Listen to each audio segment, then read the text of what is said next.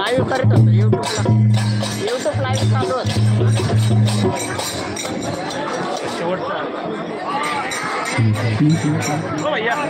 दादा हॅलो अरे काय मी पण माझ्या कोणी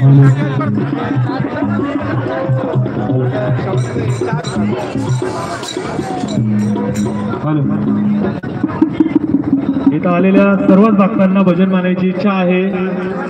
पण इतका वेळ नाहीये का प्रत्येकाला